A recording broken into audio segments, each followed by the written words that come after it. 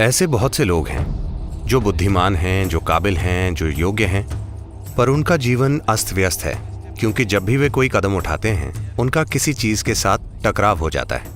किसी भी घूमने वाले भाग को गोल बनाया जाता है क्योंकि गोल चीज कम से कम टकराव के साथ घूमती है। सुदूर पूर्वी एशियाई संस्कृतियों में आत्मज्ञानियों को एंची कहते हैं, जिसका अर्थ है कि वे गोल हैं।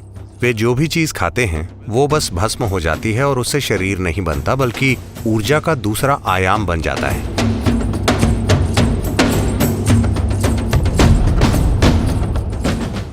बंध शब्द का अर्थ है रोक लेना।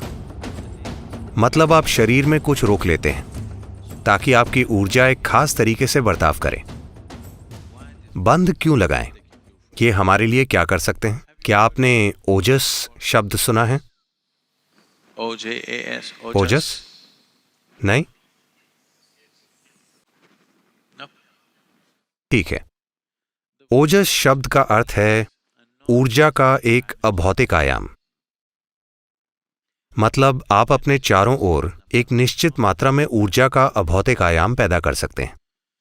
अगर आपके चारों ओर ओजस है तो संसार से आपका गुजरना, The passage through life becomes well lubricated. जीवन से होकर गुजरना बहुत आसान हो जाता है। मतलब आप कम से कम टकराव के साथ गुजर जाते हैं। सुदूर पूर्वी एशियाई संस्कृतियों में आत्मज्ञानियों को एंची कहा जाता है। एंची शब्द का अर्थ है चक्र। आपकी कार में किस तरह के पहिए हैं? गोल पहिए हैं या चौकोर पहिए या त्रिकोण पहिए? आपके पहिए कैसे हैं? ओह, पर त्रिकोण पहिए निश्चित रूप से ज्यादा तरंग वाले होंगे, है ना? गोल पहिए क्यों? क्योंकि टकराव कम से कम होगा। ये कम से कम टकराव के साथ घूमते हैं। किसी भी घूमने वाले भाग को गोल बनाया जाता है क्योंकि गोल चीज कम से कम टकराव के साथ घूमती है। सुदूर पूर्वी एशियाई संस्कृतियों में आत्मज्ञानियों को एंची कहते हैं, जिसका अर्थ है कि वे गोल हैं। इसलिए नहीं कि उनका शरीर गोल है, क्योंकि वे कम से कम टकराव के साथ जीते हैं, बहुत चिकनाई के साथ। शायद आपके पास एक शानदार कार हो। आप इंजन ऑयल निकाल दीजिए, फिर चलाइए। आपको क्या लगता है कि आपकी कार कितना लंबा चलेगी? आपकी जैगुआर, वो कितना लंबा चलेगी अगर आप इंजन ऑयल निकाल दें? शायद 10 मिनट, 15 मिनट में काम तमाम हो जाएगा। तो चिकनाई बहुत जरूरी है। किसी भी चलने वाली चीज में चिकनाई बहुत जरूरी है। इसलिए अगर आप दुनिया में गुजरना चाहते हैं तो बिना अच्छी चिकनाई के आप देखेंगे कि आपके जीवन का हर कदम एक परेशानी बन जाएगा, क्योंकि चिकनाई नहीं है।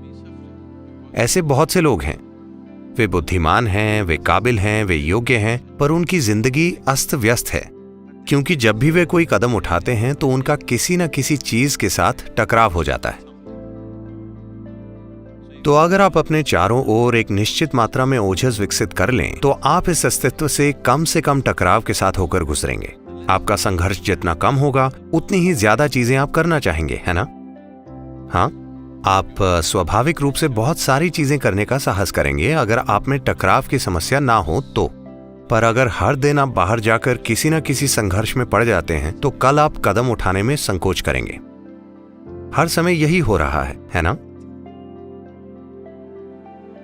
जब आप ओजस विकसित करते हैं, अगर आप ओजस विकसित करना शुरू कर देते हैं तो एक चीज आपके साथ ये होगी कि शरीर का अतिरिक्त भार अपने आप ही कम होना शुरू हो जाएगा।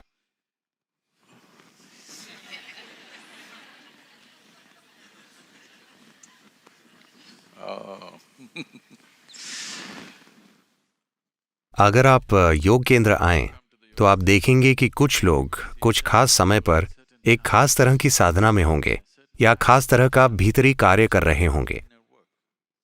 जब वे ऐसा कर रहे होते हैं तब हम उन्हें बिल्कुल अलग रखते हैं, क्योंकि जिस तरह वे खाते हैं लोग उन्हें देखकर डर जाते हैं। वे सामान्य व्यक्ति से 10 गुना ज्यादा खा जाते हैं, बहुत सारा भोजन, पर उनका वजन कम होता जाता है। हम उन्हें ज्यादा फैट वाली डाइट देते हैं, घी, दूध, मक्खन वगैरह। इसके बावजूद उनका वजन लगातार कम होता जाता है, सिर्फ इसलिए कि वे ऊर्जा के भौतिक आयाम को अभौतिक आयाम में बदल रहे हैं। Whatever they consume is just burnt and it doesn't become body, it becomes another dimension of energy. जो कुछ भी वे खाते हैं वो बस जल जाता है और वो शरीर नहीं बनता, वो ऊर्जा का दूसरा आयाम बन जाता है।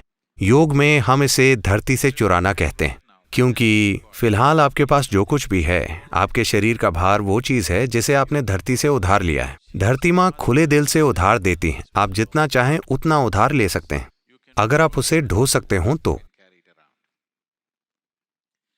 पर जब वापस देने का समय आता है तो वो एक एक अणु इकट्ठा करेंगी। अगर आप कहें मैं यहां बहुत लंबे समय से रहा हूं, मुझे एक अणु यादगार के तौर पर रख लेने दें, तो सौदा नहीं होगा, वो हर अणु को वापस लेंगी। इसलिए इसे धरती से चुराना माना जाता है, क्योंकि अब आप ऊर्जा के भौतिक आयाम को अभौतिक आयाम में बदल रहे हैं। अब वो आपको नहीं रोक सकती, आप उसे अपने साथ लेकर जा सकते हैं।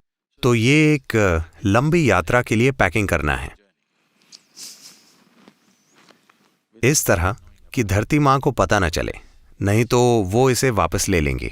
अगर ये भौतिक रूप में होगा तो वे इसे फिल्टर कर लेंगी, अगर ये अभौतिक रूप में होगा तो धरती इसे वापस नहीं ले सकती। अब आप शांभवी कर रहे हैं, अगर आप रोज कर रहे हैं तो आप ओजस विकसित कर लेंगे, थोड़ी मात्रा में ओजस। अचानक सब कुछ आपके लिए आसान बन जाएगा, ये बस हो जाता है। अगर आप में ओजस नहीं है, आप में बाकी सारी क्षमताएं हो सकती हैं, पर सिर्फ टकराव के डर के कारण आपके सामने रुकावट आएगी। मुझे लगता है दुनिया की 80% आबादी के साथ ऐसा ही है। वे बंधे हुए हैं हमेशा इस बात के डर से कि मेरा क्या होगा, मेरे साथ क्या होगा।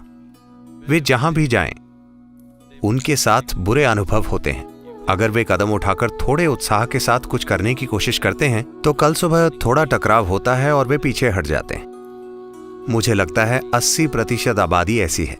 क्या होगा, इस बात के डर से वे आधे अधूरे कदम उठाते हैं, अपने जीवन में कभी पूरा कदम नहीं उठाते। तो ओजस या ओजस पैदा करना आप जीवन में जो कर रहे हैं उसमें सफलता पाने का बहुत महत्वपूर्ण भाग है।